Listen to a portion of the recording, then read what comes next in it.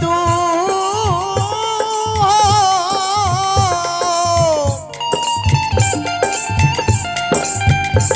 भगवान दुनिया में यो संतान ने लिखल कैया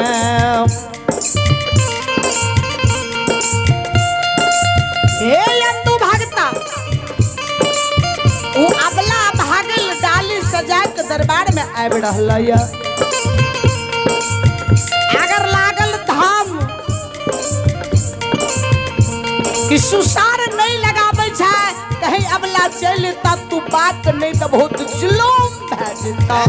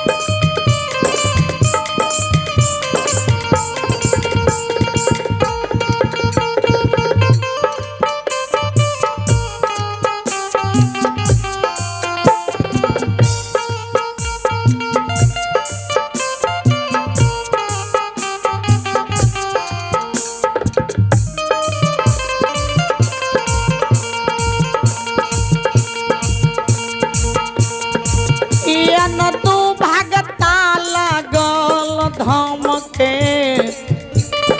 सुसारने लगैबे यो शांति शिरोमणि श्रोता भगवान एक महादानी के नाम सुनवे छोटे बच्चे सत्यम और शिवम की ओर से सत्यम और शिवम की ओर से जगतपुरी के निवासी भगवान की दरबार में 25 रुपये का दान दिए हैं। इन बच्चे की मां सरस्वती विद्या के भंडार दे जाओ। शनि देवी कुमार के माता की ओर से भगवान के दरबार में जगतपुरी के निवासी भगवान के दरबार में 10 रुपये दान दिए हैं। मां सरस्वती घर परिवार में सुख शांति विद्या के भंडार में जाओ दानी श्रद्धालु की जाओ। लागल धाम जल्दी भागता सुसार लगा दहो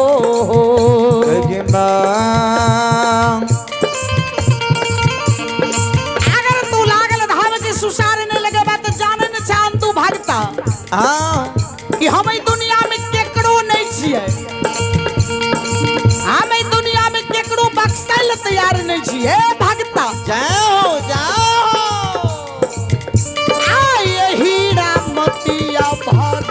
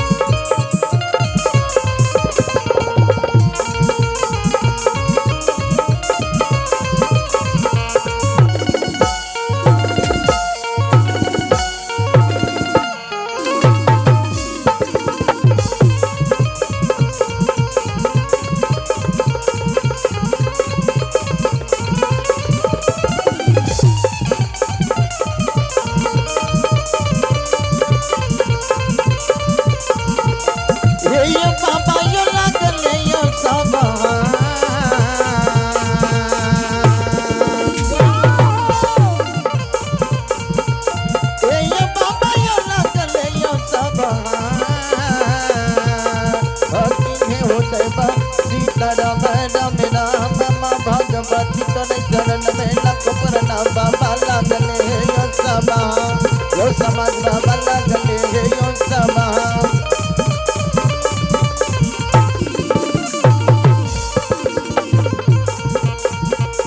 हसु सर लगाई हो यंतु बाबा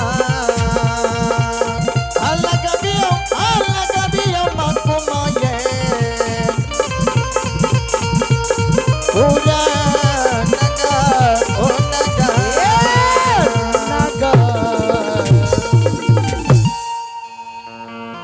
श्रोता भगवान भगिमा चलू काज करते महोदय से निवेदन है कि अपने एक पंडाल में आवे के प्रयास करबे। काज करते महोदय से निवेदन है कि अपने पंडाल में आवे के प्रयास करबे। एहि कारण कि हमरा के समय बहुत होल चल रही है अतः से सहरसा जे नहीं छे। श्रोता भगवान भगिमा धर्मराज बाबा कल के ही अंदो भक्ता लागल धाम की सुसार लगाबियो जे हीरामती अबला के दुनिया में भगवान संतान ने लिखल। हाँ अंदो भगता लागल धाम के सुसार लगा दैया दैया